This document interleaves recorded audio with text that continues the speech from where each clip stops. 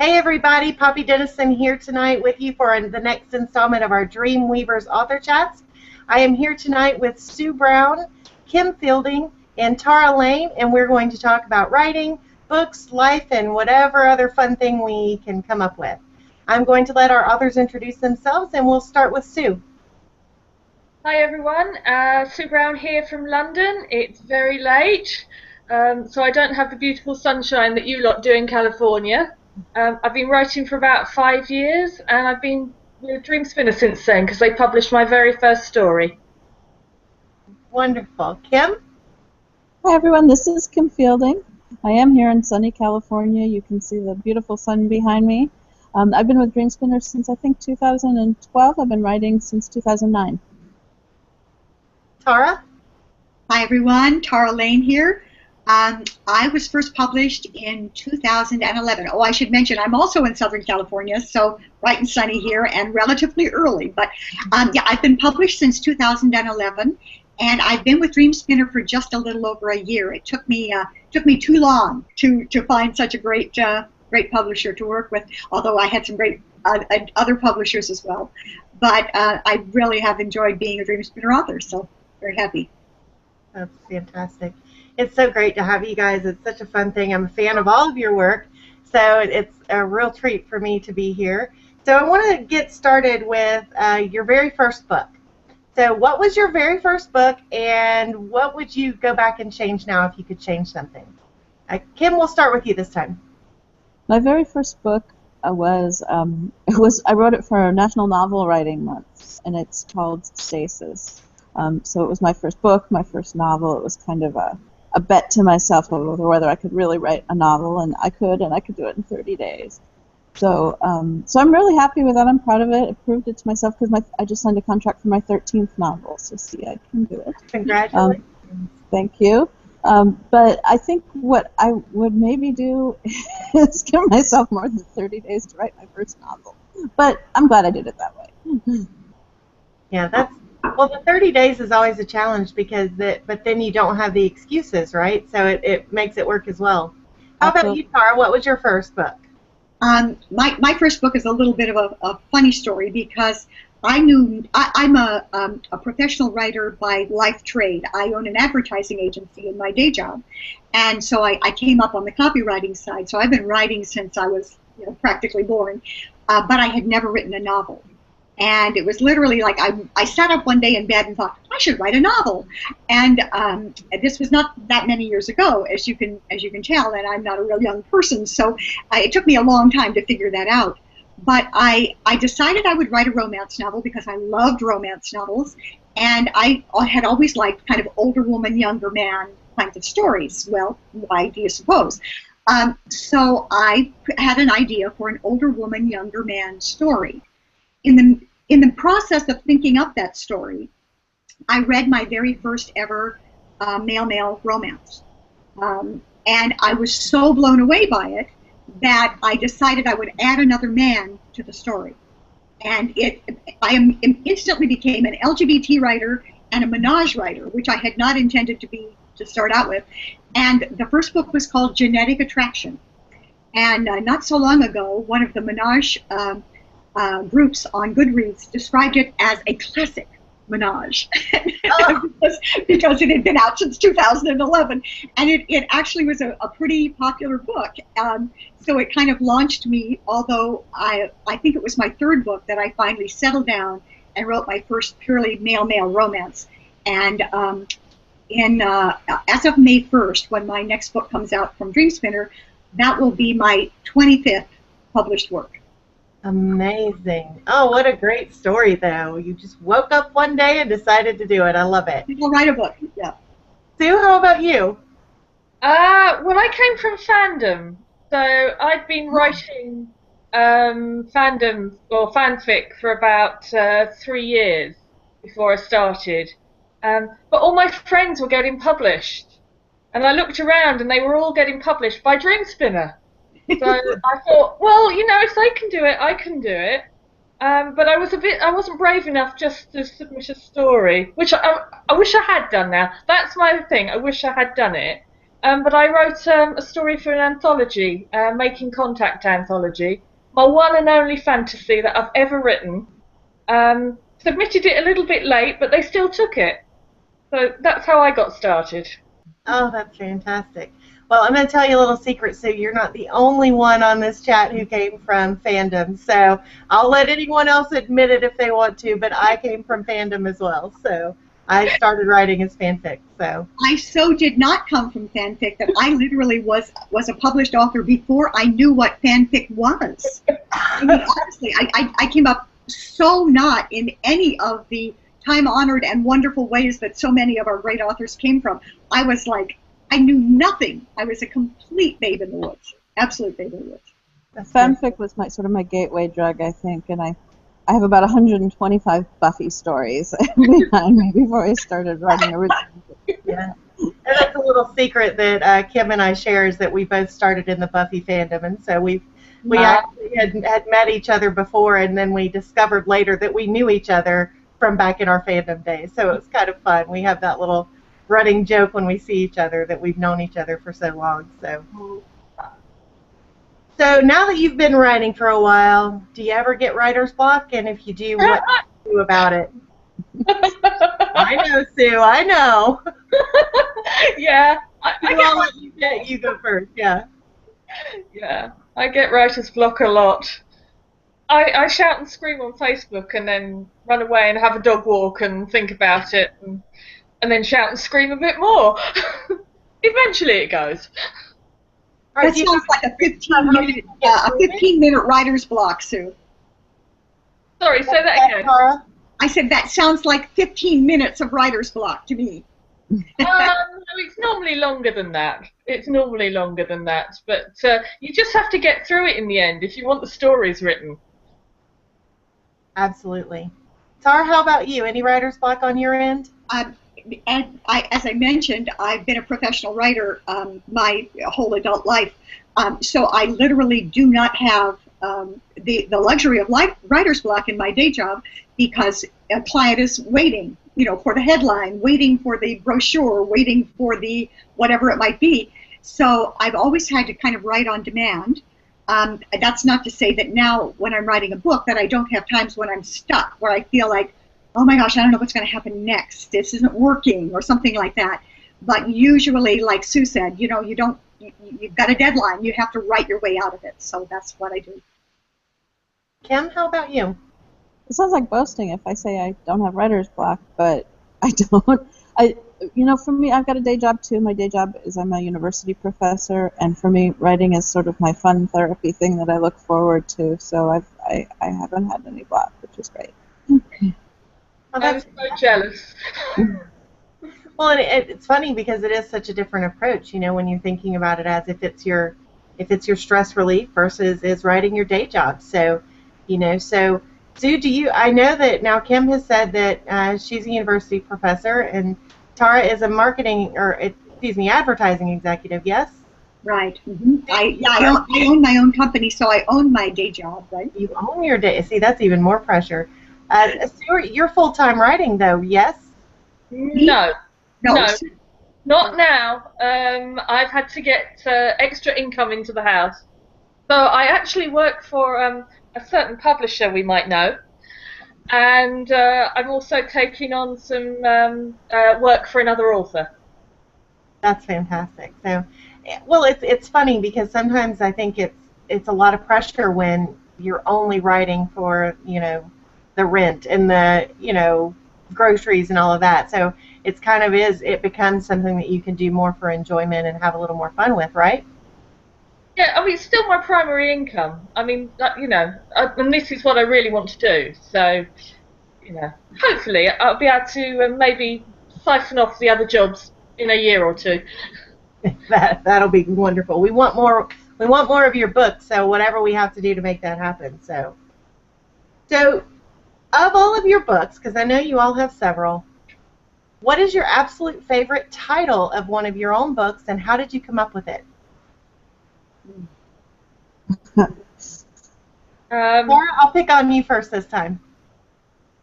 Who are you picking on first? Tara, you. On me. Yeah. Okay. I love titles because titles are like ads. You know, it's Right. like creating an ad headline. So I usually have a title before I create a book. I have an idea for a book, and I try to create the title because the title helps me. It's kind of a tell that keeps me on track through the whole book. Sometimes I don't have one, but picking out a favorite, I'm actually going to go back a little bit in time. I have two paranormal series. The one, my paranormal series that I have with Dreamspinner, and then I had a previous paranormal series that is called the Aloysius Tales, and it's a series of stories about witches in New York City. And Aloysius is a black cat, and he's a powerful witch's familiar. And when I was just thinking about the story, that there was going to be a cat, and that it was going to be a witch story, and it was going to take place in New York, and my hero was going to be a college professor, and the title popped into my mind, and the book became Spell Cat. And I think maybe that's my favorite title. That's a good one. I like that one. Kim, how about you? I think my favorite is one actually that isn't out yet. It'll be out in June. So it's called Astounding, and it has an exclamation point, which I'm very excited about, because that exclamation point feels really good every time I type it. And it's about a guy who's an editor of a dying pulp spec fic mag. And the name of his magazine is Astounding. So, you have to picture one of those old-fashioned pulp magazines with the big exclamation points. And it's just, I'm really looking forward to seeing what they come up with for the cover, and it's just a lot of fun every time I type it. Oh, that's good. I'm looking forward to reading it. Sue, how about you? The Sky is Dead. That's my favourite title, I think, because I have to say I nicked it from a comedian who was he had a joke. It was a fairly long joke, but it was all about looking up between skyscrapers and not being able to see the sky. And the sky could be completely dead for all he knew. And actually, this whole "the sky is dead" became part of the story. So yeah, that's my favourite one. Oh, that's good. That's good. So, let's see. We've got a lot of aspiring authors that are out there, and kind of look to those of us who have multiple books under our belts. That what piece of advice would you give those authors just starting out to? If you could go back and give yourself one piece of advice, kind of what do you think that young authors in the process need to really know getting started? I have lots of advice, but I would say that one of my best pieces of advice is not to be afraid. I'm old. It took me a long time before I finally got brave enough to publish anything, and it took me all that fan fiction with people saying I was wonderful to get my courage up. And I think about all those years I could have been writing, and I wasn't. So you don't know what's going to happen until you try it, and people may hate you the first few times, but you learn from that. You learn from what people tell you, and if you keep telling yourself, someday I'm going to write the most perfect novel ever, and everybody's going to love it instantly, you're never going to write anything. So I guess get over your fears. Oh, that's fantastic. Sue, how about you? Press send. Submit. If you never submit the book, you'll never know. I was talking to somebody fairly recently who'd been working 15 years on a screenplay, and I just thought, what could you have written for the other 14 years and 6 months? It wasn't that any screenplay was fantastic, but 15 years, come on. So press send. Yes, absolutely. Tara, how about you?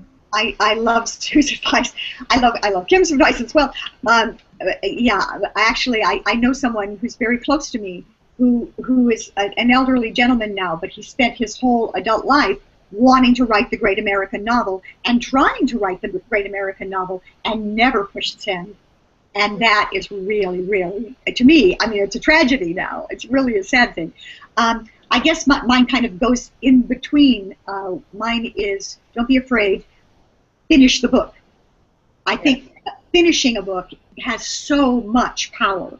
And the moment that you've actually finished it, you know you can do it. And when you know you can do it, you can then gather up the courage to push send. Absolutely.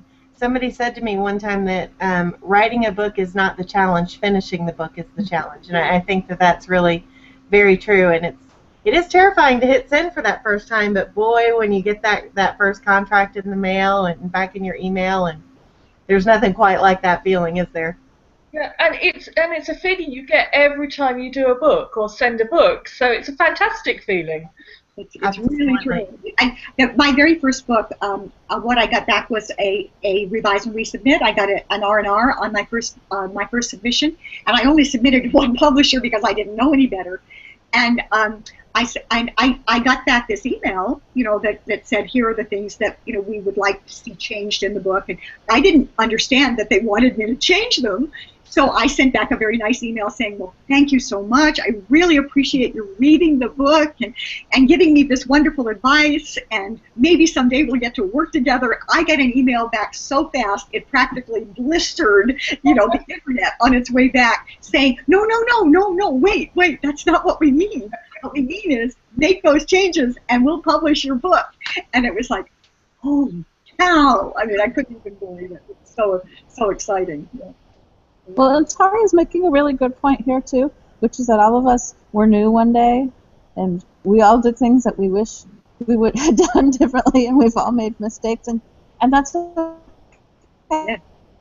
I think you can go and learn. Yes. And we have so many phenomenal resources now online. I mean, there's so many places to go and take a workshop or, learn something new that can improve your craft while you're finishing the book and getting ready to submit it. That's absolutely true. You never have to stop learning, and I think that that's one of the things that that I would always tell to the younger self. Don't be afraid to pick up a book. The type that you want to read. Read a lot of romance novels if you want to write a romance novel.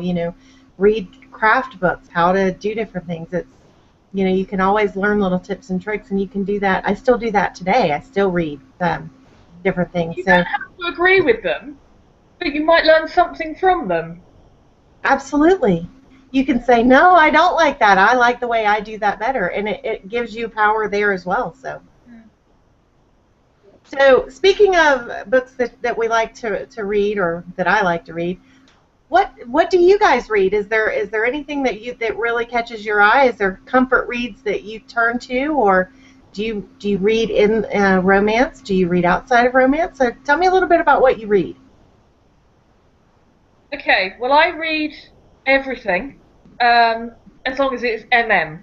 Okay, I'll be honest. I've almost stopped reading everything else. Because there is so much within our genre that we can read. But I want to write crime novels, so I'm reading a lot of crime at the moment.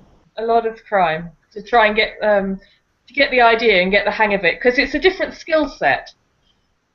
Absolutely, absolutely. Crime novels are the one thing I don't read because that's my day job is I teach criminal justice. So my gosh. So I don't do mysteries. I don't do things with police. But I do. I read a lot of fantasy, a lot of speculative fiction, a lot of urban fantasy in general. But there's other than mysteries and crime stuff, I don't think there's much of anything I don't read. That's funny. So Sue, you now have a resource. I right? know. We didn't even meet you. Your research source right there. Tara, how about you? What do you read? I also read almost entirely within my own genre. Because I don't have a lot of time to read, I read all the time, but just in tiny little bits and starts. And I, like Kim and Sue, I judge for contests a fair amount. So that becomes something that I need to read because I need to be reading the books that I'm judging. So when I have a few minutes to just read for myself, I read what I love, and what I love is the genre that I write. So I tend to read male contemporary, male paranormal, male anything really. I do read some crime. I have favorite authors, I must confess, and I go back to them often, again and again, because I know that it's like a favorite food. I know I'm going to be happy and satisfied when I'm finished. So that's what I use for my treat reading. Yeah. Oh, that's fantastic. So, And I want to okay. put in a quick plug here for audiobooks, because I've been listening to a lot of audiobooks, and especially a lot of gay romance audiobooks lately, because I've been trying to walk for about 3.5 miles every day. And I have been it's the best way to walk. I mean, I don't even notice that I'm walking when I'm, it's in a juicy part or something like that. Great idea. Exercise tips from authors. We got it. That's a great idea, actually. Because I kind of stopped listening to audiobooks when I stopped driving, because I now work at home for both of my full-time jobs, and so I don't do that much driving really. So I used to listen to audiobooks all the time, and now I don't. But I hadn't started thinking of listening to them while I walk. That's a great idea. I used to listen to them on the train when I was going to university, and I used to sit there and think, you have no idea what I'm listening to. That's what I think too when I'm passing my neighbors as I'm walking and we're waving at each other. And I think if you could only hear what's going on in my headphones right now. Oh, that's awesome. But I am going to take that tip, though, because I walk every day as well. So I don't know why I had not thought of that. So fantastic suggestion. Thank you. Okay, so back to a writing question for you. What is your favorite part of the book to write? Are you a beginning, or do you love the end, or the juicy scenes your favorite? I mean, you can be honest with us here. What's your favorite part of the book to write? Sue, let's start with you. The end.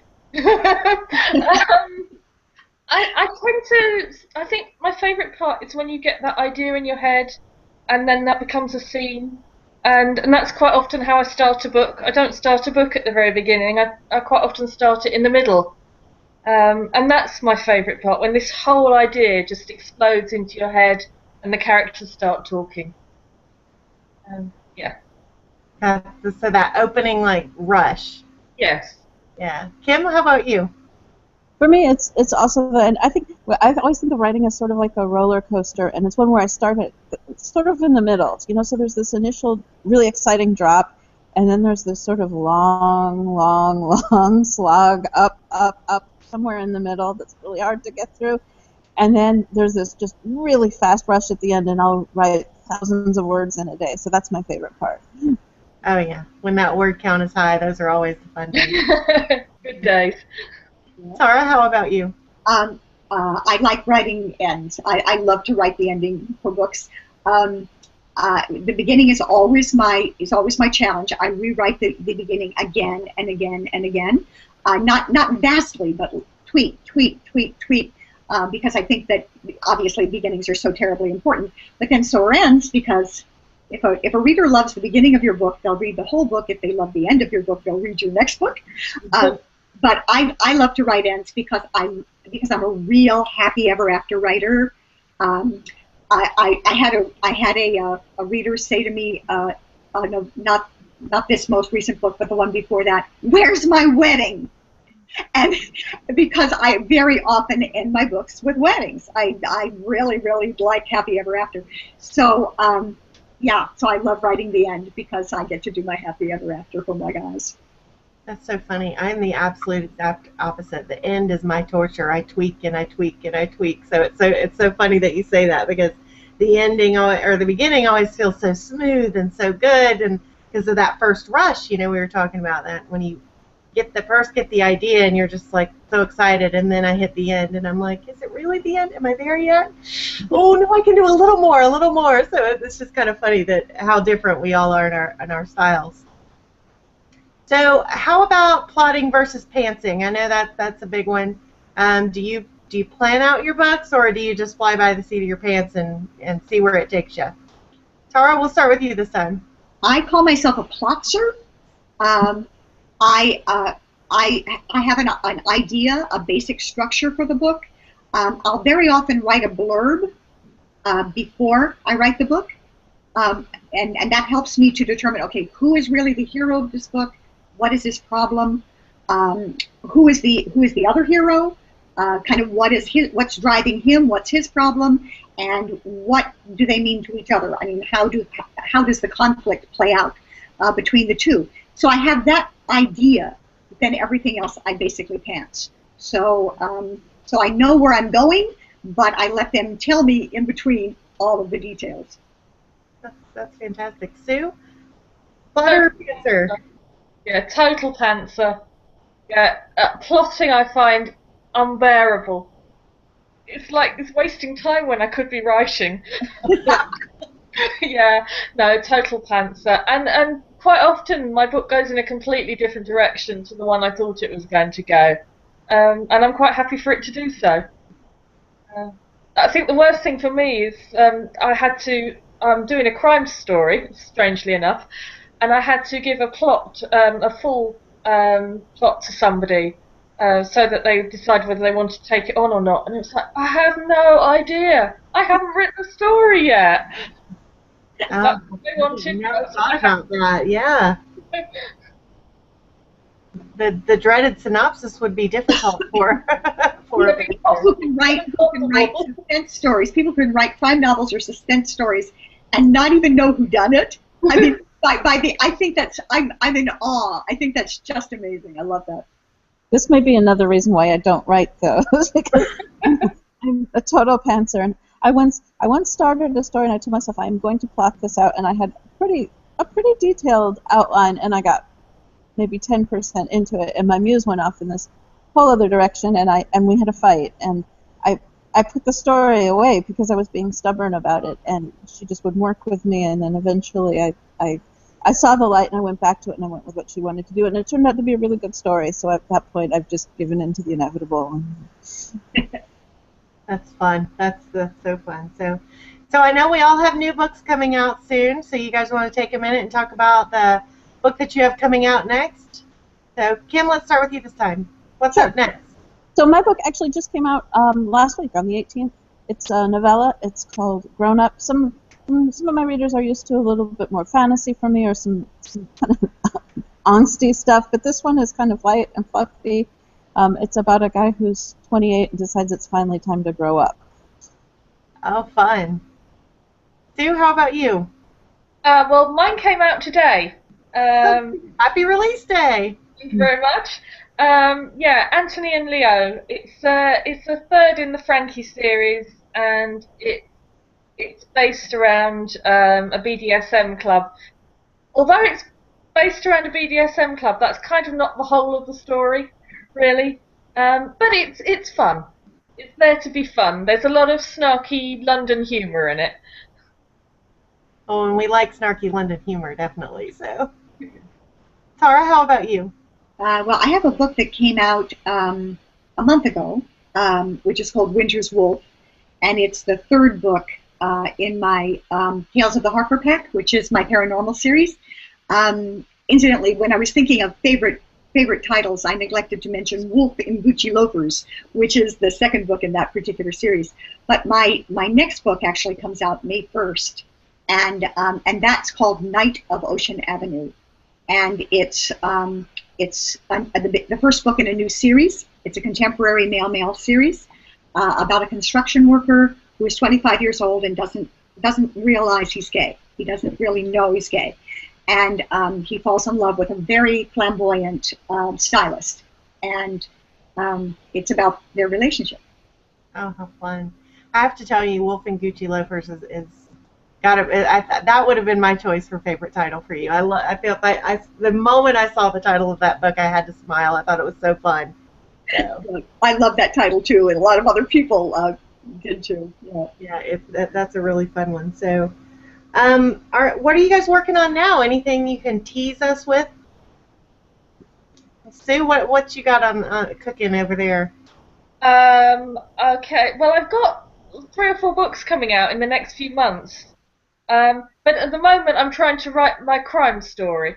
So that's what I'm focusing on, because otherwise Lynn will tell me off. But yeah, that's what I'm focusing on. And I've got a couple of contemporaries and a cowboy story coming out May, June, and July. Very nice. Yeah, I've been busy. Yes, you have. Kim, what's up next for you? So my next release is next month. It's April 13th, and it's the third in the Gothica series. 2 was in the first of the Gothica series, and that one we wrote stories with created men themes, and those were really fun. And then the second one had a voodoo theme, and then this third one has already written the fourth one, so now I'm trying to remember. The third one is Claw, and so it's shifters. And so Jamie Fessenden and Eli Easton are the other authors, and so that's coming out. Also in April, the Italian translation of Brute is coming out, which I'm very excited about for some reason. And then in June, I've got that astounding one that's sort of sci-fi urban fantasy, and I have 2 shorts in June, and all 3 of which I just did this week. And then in July, I've got a cowboy story. Wow. Well, you're not busy at all. No, just sitting around eating bonbons, yeah. Tara, how about you? Well, I mentioned my May release, which is Night of Ocean Avenue. The second book in that series, which is called Knave of Broken Hearts, comes out the 1st of August, actually the 3rd of August. And then I have 2 books that will be coming out in the early fall or in the fall, which are a new fairy tale romance series.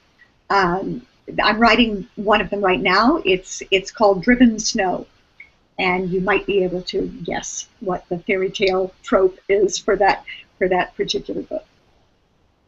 Then there's 2 more books following that, but that's not until 2016. Very nice. Okay, so final question. I'm going to let you guys off the hook here, especially for poor Sue, since it's, very, very late. Actually, it's now tomorrow for you, isn't it? It's now, yeah. It is. We've passed that time. So final question for you is this. We, at Dreamspinner, we're having a theme month for the month of March, which is Dream Vacations. So I want to know, what would be your ultimate dream vacation? And as an added bonus to that, have you already taken your dream vacation? So, Tara, I'll start with you this time. Dream vacation. Dream vacation. I actually did, yes. I've had a number of dream vacations because I've traveled a lot in my life. But my husband and I took a cruise, which was a really, really unusual cruise that started in Lisbon, and it sailed from Lisbon down the coast of Africa, stopping in Morocco. So we got to go to Marrakesh. It went down the west coast of Africa, then across the Atlantic to Brazil, and down the coast of Brazil, and ended in Rio. And we spent a week in Rio. And you can now say, oh, poor baby. It was on a luxury ship in a phenomenal cabin. It was one of those things where we just lucked out and got this amazing cabin. And we had a really, really good time. Oh, I'm jealous. I'm so jealous right now. Sue, how about you? Dream vacation? Sorry, who did you ask? You. That's you. Oh.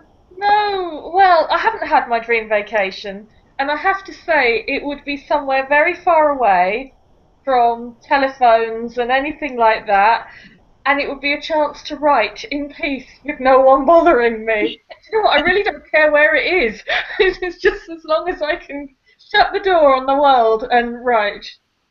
So, no, I'm not really fussed about where I go. Just a little bit of peace and quiet would be nice. Oh, yes, I can imagine.